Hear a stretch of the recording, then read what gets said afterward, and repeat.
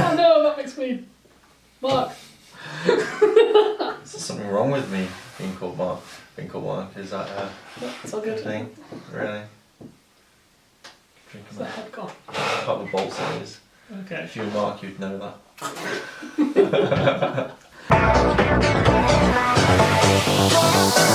Hello, so basically, hello, my name is James. This is Johnny. Hello, Mark. And we have just come back from seeing the amazing Spider-Man 2.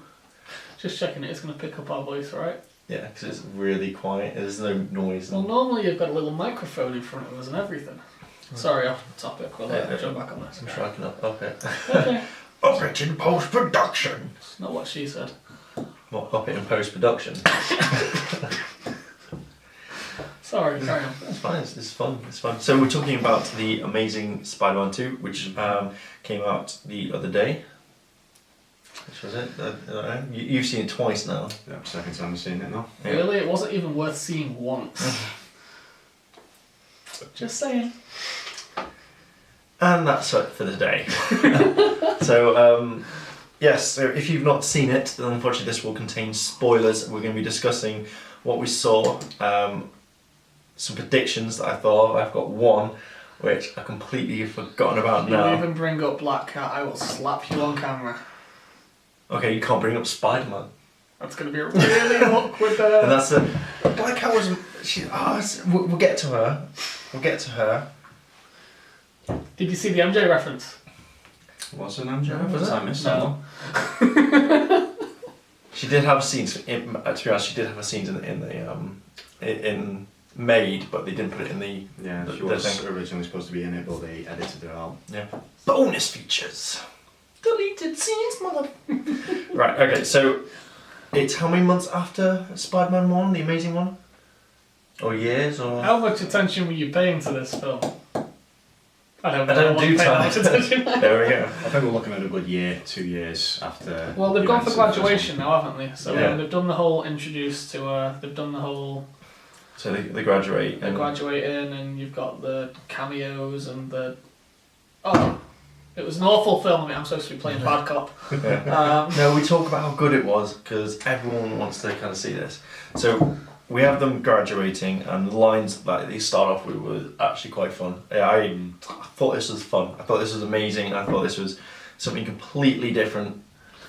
This film effectively showed the balance between Peter Parker's life and Spider-Man's life, and how much they impact on one another. I hate to use the pun, and especially since you already used it, but yeah, amazing. Yeah.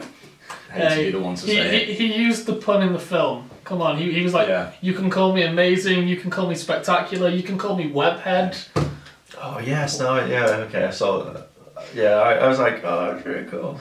I just picked up when he was like, oh, they've said the name in the film. What we're gonna do? It's gonna be amazing. Don't you just hate those people that sit next to you in a film and commentate the whole way through? Didn't you just turn around and go, Mark? Yes. I thought I was Mark. Yeah. I'll admit, I was a bit guilty of that a couple of times though, leaning over to you, sort of like being like, hey, Felicia Hardy. So anyway, jumping back on topic, this balance between Peter Parker's life and Spidey's life, and one of the main things I liked is the fact that in the first one, which I hated the aspect of how many people knew his identity in the first one, they used that really well for the balance. You know, there's a point when he's on the front of a lorry that's ploughing through town while he's on the phone to Gwen. Yeah. And she's kind of like, where are you? Why are you late? You're supposed to be here. And all he's doing is hanging onto onto the front of this lorry going, stuck in traffic, I'm going to be there in a minute. 5 minutes tops, and all you hear is her kind of go, is that sirens in the background? It's like, what kind of traffic jam are you in? He's like, gotta go, bye. I think the best line from that one is where it's the same thing, she's like, where are you going? Are they sirens in the background? Maybe. And like, that's so funny. It's something I would do. The bit where he webs onto the truck and just a little tap tap tap on the side window. It's Spidey's humour. I think the Sam Raimi ones did lack, not entirely, but they did lack that kind of Spidey wit Yeah, they kept that the whole way through. Every single fight scene, even the parts where he wasn't as Spidey, with again more spoiler-esque. This whole thing's full of spoilers. Yeah. When he's in Oscorp and he's kind of trying to distract the guards, the security guards from Gwen trying to go upstairs.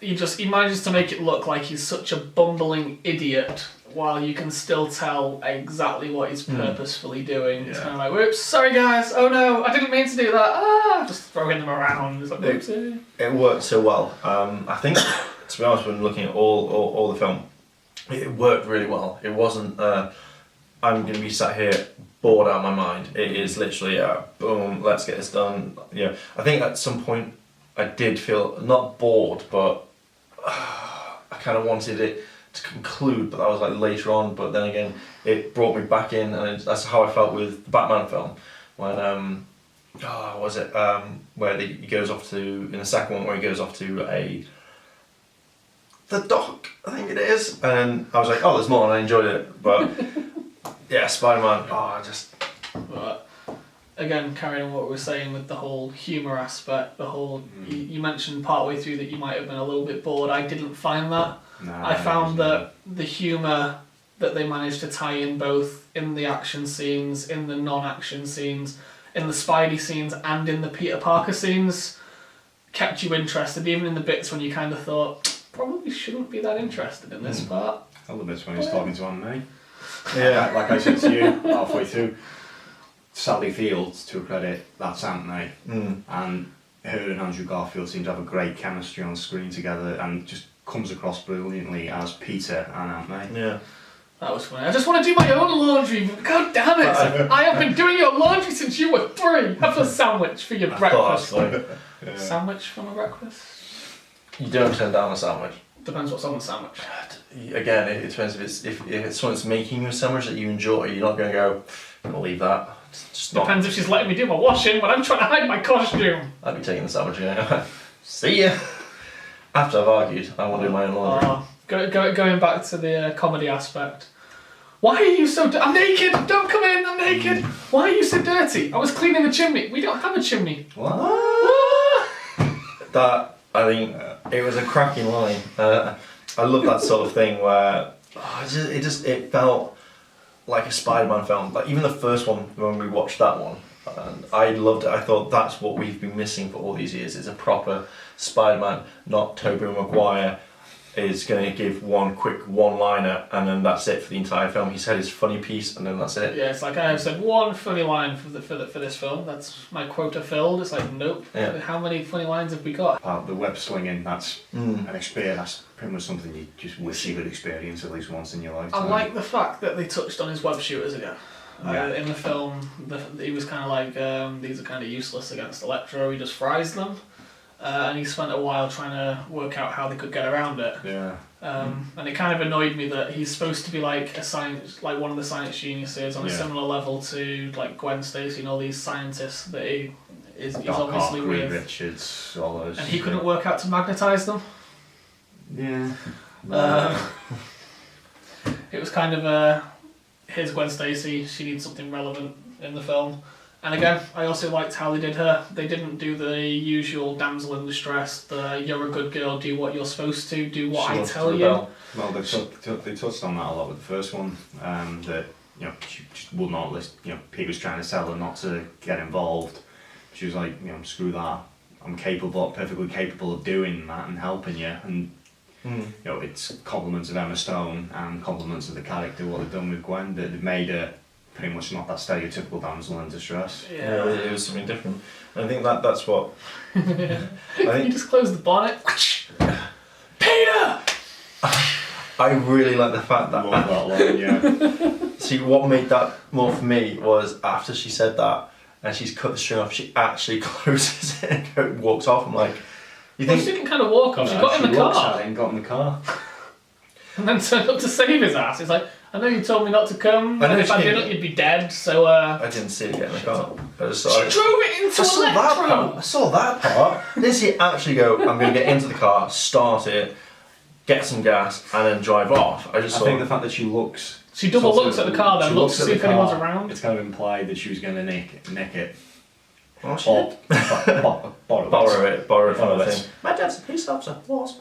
Yeah. And it just decides I'm going to take this. I wonder if that would work. It's like my dad was a police officer.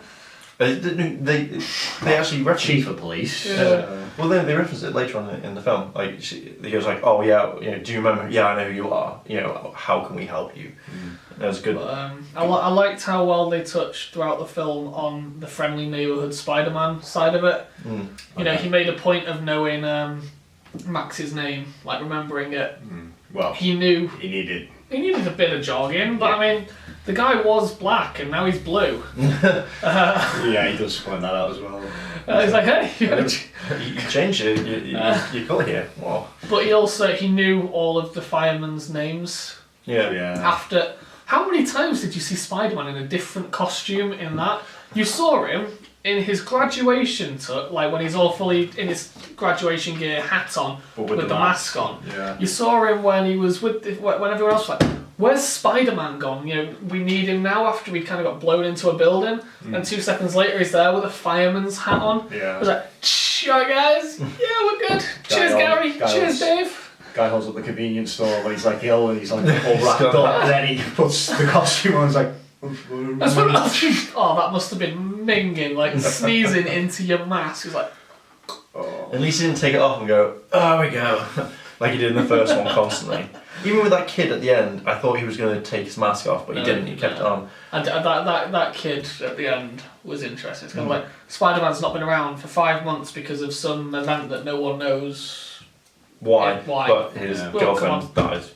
Spoilers, dude! You don't bring up that kind of subject willy-nilly, dude. We build up to it during the review. We build up to it. We build up to it. I did say spoilers before. I did lean over to the two of you when at the end where he sort of like he's watching Gwen's speech. It's like you look at it, it's like Gwen was essentially giving her own eulogy. Actually, just a pep talk, looking directly at the camera and going, "Hey, Peter, when you're watching this in the future, I'm just probably dead." Yeah. But I'm going to be talking about... The film touched on a lot. It also touched on why Spider-Man's the only Spider-Man. It's kind of it references back to Peter's dad doing all the research on animal-human testing. And when he finally realises that Oscorp is trying to weaponise it and use it for bad guys, it's like, this generic bad guy over here is going to have all of our weaponry. He corrupts it. He puts his own DNA in, locks it, and goes, the only DNA that this will work on is my own. Right. Fuck you all, guys! Do a runner. Yeah. So what I quite like is the fact that, obviously through the entire thing, Peter's like, okay, well, I've got to work this out, looking at all these web type things and matching everything together, and it's like Roosevelt and stuff like that. And then all of a sudden, it's like, when he gets into that thing... Google. Yeah. I mean, he just wasn't using fingers. I really need to work out what this super secret thing was my dad was working on years ago. Google! But if I Google the most important words, Roosevelt, a president, obviously. Subway, how he travels, and train line. Oh look, that secret base over there, we got that. Can you imagine if the New York train department just decided to turn around and go, okay, there's Roosevelt line, we've now completely modernised it. How screwed would he be if everyone was just waiting on the line there and going... I think it's a really good way for them to make money. Put a quarter in this random... oh yeah. Slide until walk through it and nothing happens. Well, that was a waste of money, wasn't it?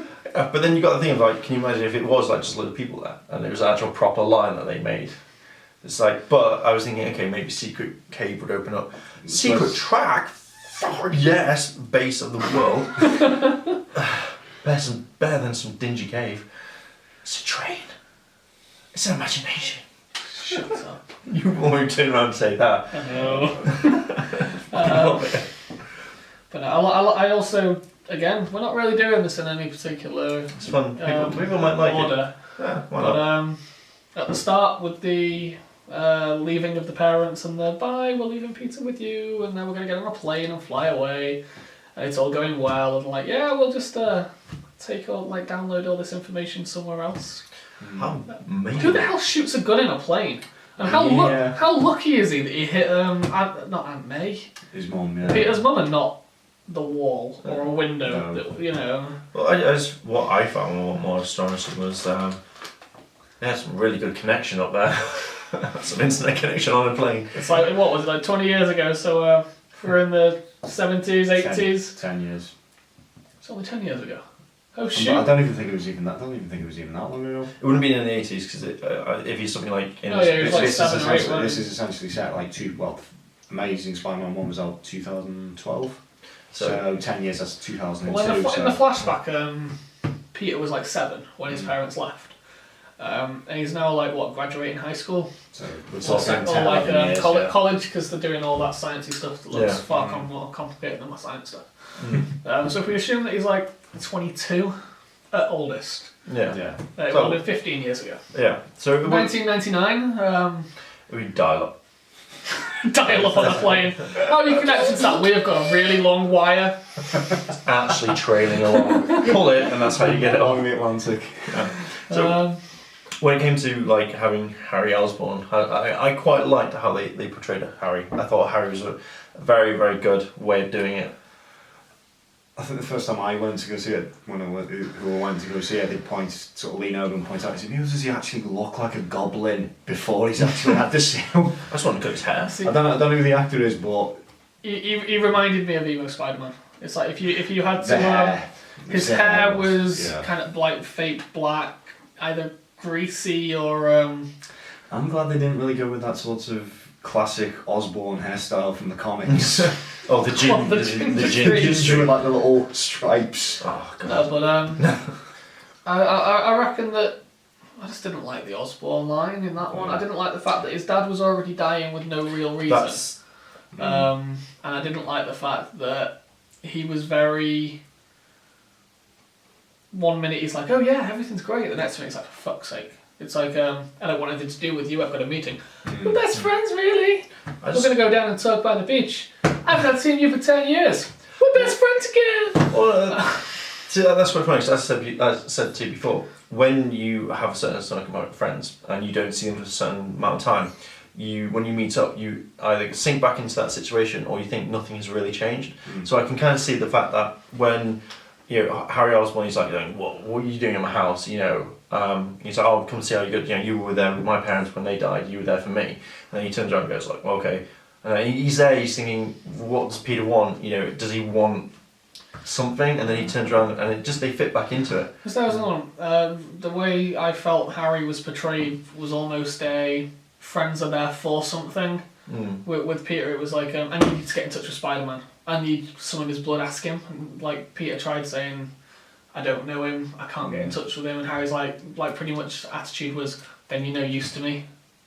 Well, that could be the point where he's dying, so he's like, well, I kind of want to... But He's desperate. Yeah. then Spider-Man turns up and he's like, I can't for your own good. And he's got a very valid reason. His blood can turn people into mutant spiders. So Worst thing in the world. that one arc from the comic, from the cartoon series of the 90s. Man spiders! Really hope they don't imply that in Spider-Man 8. We fucked if that happened. Not going to go see it, why? It's Man Spider! But he goes from, I need your help, this, that, and the other, and when he doesn't get the answer he wants, he's like, I fucking hate you, rah! Let's go and inject myself with shit. Well, it's kind of thing... It's like, he's just found out about this bottom floor of Oscorp, knows nothing about it apart from the fact that special spider stuff's there, rhinos, goblins, scorpions. Spider stuff, let's go and inject myself with it? Do a bit of research. Okay, well, the thing is, obviously he's seen what he's got, but he doesn't know it's DNA locked to the particles. But he was also told that it was literally the store for the mutated spider venom. Yeah. It's not even like it's got a nice name to it, like the serum or the formula. Potential name drop as well with Venom. Yeah, that's what I just thought. No, it was just a... See, my theory is, if they go down the route of Black Cat when she comes in... You and your obsession with Black Cat. But I think this is very premature because I thought of this, and then when I was like, I can't think of it. Why would she be in Oscorp then? Surely Black Cat, as many of you will probably know, jewel thief, she steals a ton of other stuff as well, he knows more. Yeah. The Marvel equivalent to Catwoman, basically. Yeah. Well, if you put it like this way, right, she... Without the goggles. She doesn't need no goggles. Need someone to cover up my cleavage. Don't care about that. Don't care about that. Just leave the goggles. Well, I reckon what will happen. Just the goggles. Yeah, that's all I want. I reckon what will happen is that she obviously finds out about this sort of like the secret project, and she's like, well, how do I get to it? Oh, I need Osborn. So Osborn's kind of unlocked it, and like so she knows about it. You know, he can do it, whatnot. I reckon that because obviously from what I remember, the cartoon, she gets injected with a super serum. And what will happen is that she will, because if she'll be a master thief, she'll go down and she'll get into that area. Go down. Yeah. Sorry. And I reckon she will they'll inject her with the spider serum. And I reckon it will have a weird effect on it. And I reckon that she'll have like super cool skills. She turns out to be Peter's long lost sister, and it unlocks all crazy shit. No. Your obsession with this earlier, when I was writing the story, I think the two main characters should be brother and sister. What? Sorry, it worked well with Star Wars. Kiss me, mwah, we're brother and sister. What? No. That's Star Wars, and that's when. And it is legendary. It's a good film series. Effectively, the main key point of the film is we know there's another one. I liked the passage of time. The thing is, I had a conversation with my friend Ollie about this. In the last Batman film, when it was just like they showed the passage of time, and it was just like, oh look, there's snow on the ground. So obviously you know that there's different. I like the fact that you've seen the progression in time where Peter's been at the gravesite, you know, after Gwen died, and she's, you know, he's standing there. I quite like that, you know, it shows the passage of time, so you know that when the next one it's not going to be like, oh, well...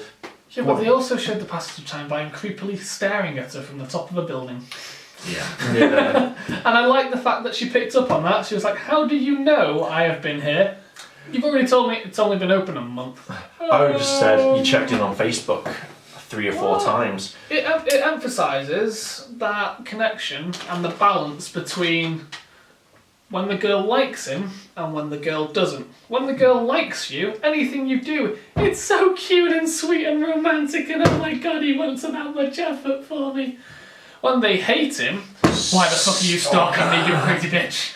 Don't know how it's working. I'm going to look at this, right? So I quite liked it. I'm trying to think of some other thing. The main part that had my jaw drop, and I was like, what the hell? And I really wanted to say something funny. Stone's outfits. Not Stone's outfits. That had made my jaw dropping all day long. Sorry, carry on. You really do like Emma Stone. Oh, I don't like Black Cat. Stop saying about Black Cat. Emma Stone, Emma Stone, Emma Stone, Emma Stone. I'll say one more thing on Emma Stone and then I'll stop. The little skirt and the knee-high socks. God.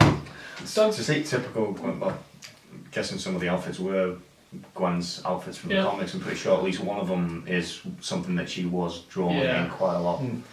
I must admit, they did do well with sticking to the original costumes or the designs and feel of the original costumes from the comics. Yeah, which is good. So the main thing that I literally just had my jaw hitting the floor on this one was the scene when she dies. I even thinking now, it's just like that the last scene when she... it brought tears to my eyes. Yeah. It was really sad, and you saw how to be fair, they dragged it out a little bit, but not too long. It was just enough to get your emotions going and just enough to make you really, really feel the effort that was being put into that fight and the amount of emotion that was going behind trying to save her. While not dragging out so long that you're like, for fuck's sake, come on. As comic fans, knowing that she was we knew it due was to coming. die, we knew it was going to happen sooner or later. So when you saw the Goblin turn up, scoop her up, and then fly off, you're thinking, "Oh, is this going to be a?" Yeah, I must admit, I expected it to go to the bridge. Like I said to you outside the cinema, I'm kind of glad. I don't know. I didn't have too much of a problem with the fact that they changed the location to the clock tower. I think, like I said to you, the whole. Not so subtle symbolism of the whole time running out for it kind of thing. But again, I'm not saying that it was. I again like the fact it was in the clock tower, but the fact that previously you had had him and Emma at the top of the bridge, symbolising to every comic fan, this is where you're gonna die, And again, I'd already called that she was going to die in this film. Yeah.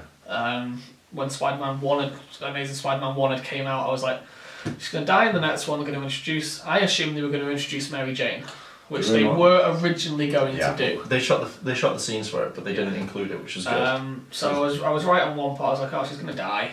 And they used the bridge, and they were up on the bridge, and it was all romantic, and it was like, I'm going to come to England with you. Ah. We're going to fight crime. We got Jack the Ripper. I thought that you really put your thought into this one, guys. Well done. You get a gold star. Just jumping back, and then we can go on to the stereotypically English side of things. And they had the whole "I love you" written across the bridge. You know, they made. For Spidey, that was a very sweet gesture. I wonder how many web cartridges he must have gone through. Oh God! I'm guessing probably 50. Yeah. They had spent a while, like almost 10-15 minutes of the film, emphasising on the bridges and the fact it was important for Peter and for Gwen. And then they kind of took it away from the bridges, which again took me by surprise. I was kind of like, I didn't see that coming. And they took it to the clock tower. Yeah. And his foot must have hurt. How long was that in a cog for? Yeah. We got the splashing. What I quite liked was when he shot the web down, and you saw it, rather than be just like at the bud, it actually reached spread out to our hand. And then suddenly you think, oh, he's just got it. Dead. Oh. It was quite sad how close to the floor she got, and the fact that rather than in the comics where his web caught her ankle, and you saw her neck snap, it caught in the middle of the body, and you saw her body physically bend. Slow motion, and then kind of jolt her. It was quite saddening, you know. It brought a tear to my eye. It was well handled. I did think that scene was very well handled. I thought they were going to cop out. The amount of time that they spent with him cradling her body, you know, playing with her hair and her face, and kind of going, "You're going to be okay. It's all good. You know, please, you'll get through this. Keep fighting," kind of thing. And this whole time they were ignoring her face. It was just focusing entirely on him. And for like a split second, I was like, they're about to avoid it. They're going to have her kind of go. But it's nice that they haven't. It's nice that they haven't. It's kind of respectful for the character because it's been well established in the main continuity of the Marvel Universe. Gwen has been one character that they killed off, and they've not really, in the main continuity, never brought her back. They brought into don't say the Ultimate Universe. No, the actual universe. They span a huge web of lies about the fact that she was pregnant when she died with Norman Osborn's children, who had a super serum in them because of the Green Goblin fucking with his mind. And but they'd been brought up believing that Spider-Man was their father, and he'd killed their mother, and they turned up and kicked the crap out of him. One thing, going back to the death of Gwen Stacy, I would have loved, and I think you could tell it where, I think when Spider-Man is, when Peter's outside, and you've got the Electro coming to attack him, and you see Gwen's dad representative all the way through the thing of leave her alone, I've done it, it's his subconscious working like that. I think what would have been a really nice touch would be as he's cradling her, as he looked up, he would be there. He would be turning around saying, or say something in the line saying, "I told you so," and then that was it. Or at least standing there in that scene. I think though the fact that the hallucination, the fact that he doesn't say anything, the fact that just the sort of hallucination just has Captain Stacy looking at him, and you can just tell from the look on his face, like you said, it's like his hallucinations telling him, "You promised me you would keep my daughter out of this life." Yeah. But it was just after that last hallucination when she turns around and says, "It's my decision, it's not yours, it's not my dad's. I'm choosing to be here, it is not your responsibility, leave me to make my own choices." That I think he kind of accepts. It's when he's like, "Okay, I accept that. Go turn my button. Press it for the electric." Yeah. And just luckily, the guy that was fried up there had the key in his hand. I would have smashed that thing. And that's why you're not Gwen Stacy. No, but if you couldn't see the key and the key wasn't there, what are you going to do? How weird would it have been if he was Gwen Stacy? I'm trying not to picture it. You'd be talking about me all this way through this thing. Oh, Gwen. I will mention one more thing about Gwen Stacy and then I will drop it. Just one. We're not going to have her in Spider-Man 3. No, we're going to have possibly Mary Jane at the very end. I don't know, because like they did with hallucinations or flashbacks, so I wouldn't completely write Emma Stone making an appearance. The last kind of thoughts on it, because obviously we're going a bit too into it. Dude, we're just going to leave you to edit it. Yeah, Go through like hours and hours of editing to make it half decent. And then I cut out half the thing and like, where's all the footage back? Well, we talked too much on it. We can talk on like other things in a minute. So I reckon, I mean, the way that they portrayed Electro and they portrayed a few of the other characters, I think. I felt sorry for Electro. Sorry, just cutting it. I felt really sorry for Electro. Yeah. How much would that film have gone differently if, when he turned up and was all like, I don't know where I am, I don't know who I am, stay away from me, you know, he was genuinely looking like a worried, sad and upset person that didn't know what was going on with himself. You just woke up and found out that you've just woke up, found out that you're crazy. You're a walking nightlight now. You can charge anyone's phone. But thank you, guys. Prior to that, he'd been a no one. He'd, you know, the highlight of his life had been when Spidey had saved him and pointed out his name. He turns up looking for help. Spidey comes along, and don't get me wrong, Spidey needs a bit of jogging to remember his name. Like you pointed out, it's like when he last saw him, he was black. And there was a bit of a colour change and clothing difference and a different location. So to be fair, I wouldn't have recognised the guy. And he's there having this conversation, all the police around him, and Spidey's trying his best to, you know, be the nice guy, be the friendly neighbour, calming down. He's like, I know who you are, we're alright, we're going to help you, we're going to see what's going on. And it seems to be working, you know. Spidey turns around to all of the police, everyone around, he's like, put down your weapons, just leave us to it. We're talking, it's fine, we're going to go off, it's all going to be good, we've got this. And then some cop with a sniper rifle just decides that shooting Electro is the best idea here. Let's shoot the person with the most power that could destroy us all. Just do it, it's fine. Got him in sights. Well, he did get his order if he did get the shot to take it, which is what snipers usually are told if they have a shot. Take it. Yeah, we're going to think Spider-Man's dealing with this. Soldiers being told they've got the shot is usually different when it's a superhero chilling there with his spider outfit. Yeah. You know, we're going to have to take this one, boys. That film would have drastically changed if all it had taken was Spidey going, come on, let's go.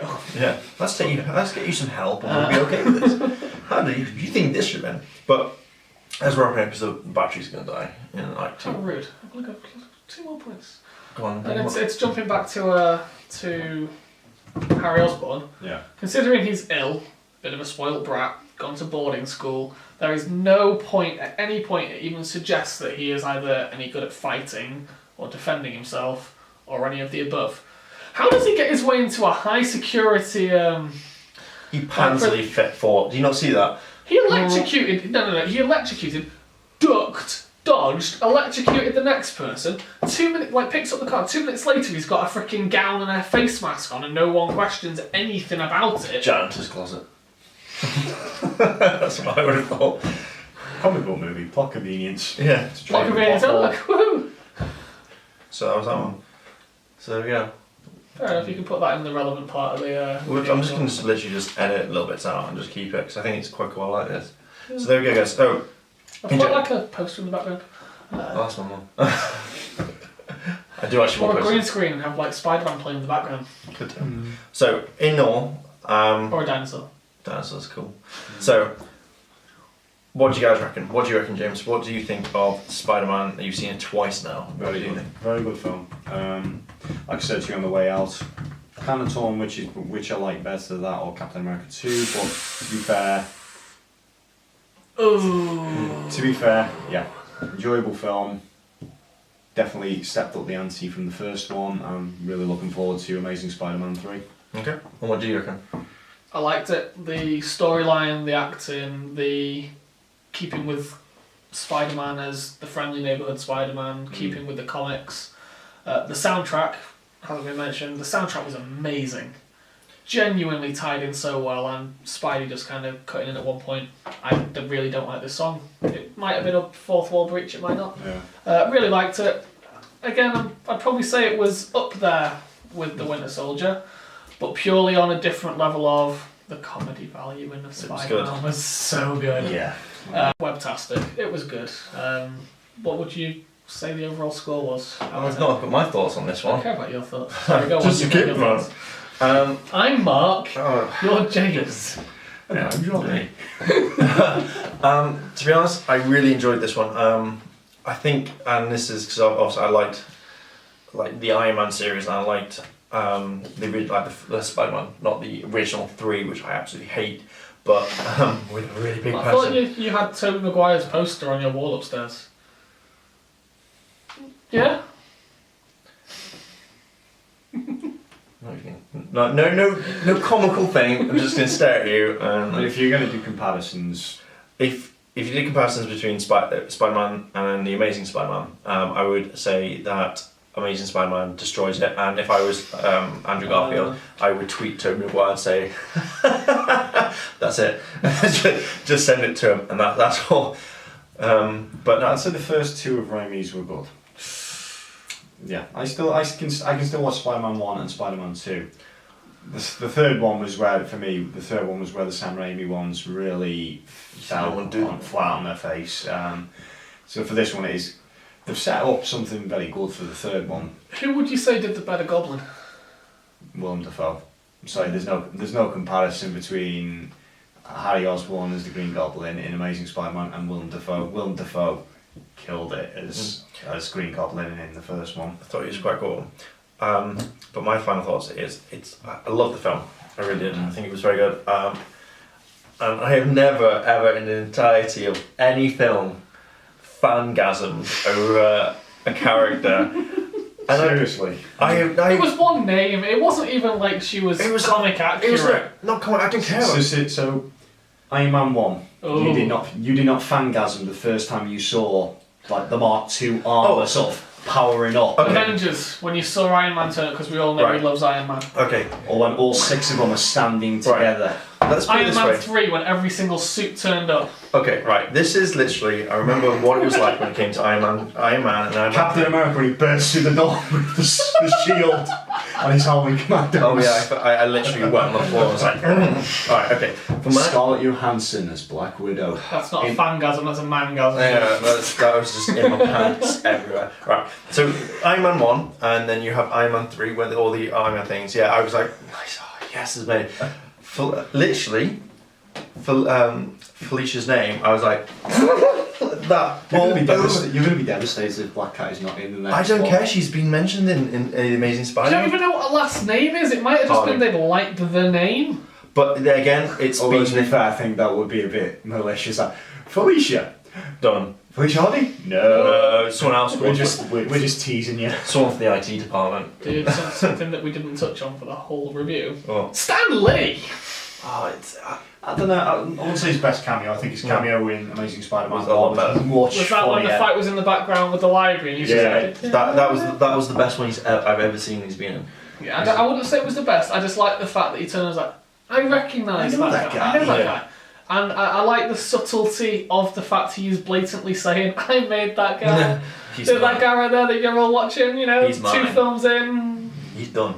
Right, so in all, I recommend going and seeing this film. I think it's very good. Amazing, to be honest. I know we're using the pun amazing. Spectacular. I think 2 of us have used it. I think we're just waiting for one of us Would to... it be avenging? Sorry, there's a... Avenging. But I think... Or superior. Oh. Superior. Well, let's see. It was Avenging Spider-Man's name after the god-awful events of Spider-Man 3. It was superior to that set of Spider-Man films in every way. And overall, the acting and the storyline were quite spectacular. Good. I loved it. So there we go, guys. If you have seen the film, or you got a comment, what is it? Sorry. I'd say debatable at the moment. It is the ultimate Spider-Man movie. Oh. You've now got to think of a pun so we can literally cut it from one to the other. So Okay. it's like, pun, pun, pun. I really hate you, Tobey Maguire. That's my one. I hate him as Spider-Man. God, I hate that film. Alright, anyway, guys, if you've let it on. One thing you can't deny Sam Raimi's did have as a redeeming feature. Uso! Don't remember. Where was that? Randy Savage. The wrestler. Oh, I'm not a wrestler. I'm not a wrestling. Bone saws ready. I'm not a wrestler. If you've liked this review, like, comment, subscribe. Yep, comment down below. Tell us what you've thought of the film, our review, and genuinely what you're looking forward to in the next few Spider-Man films, Marvel films, or comic films in general. Mm-hmm. Yep. And do you think they should make a Black Cat film? Because I think they should. I think someone needs to start a petition. Someone needs to go and have a cold shower. I think someone needs to just go upstairs. Anyway, okay, guys, we're going to leave it there. So I will see you guys in a bit.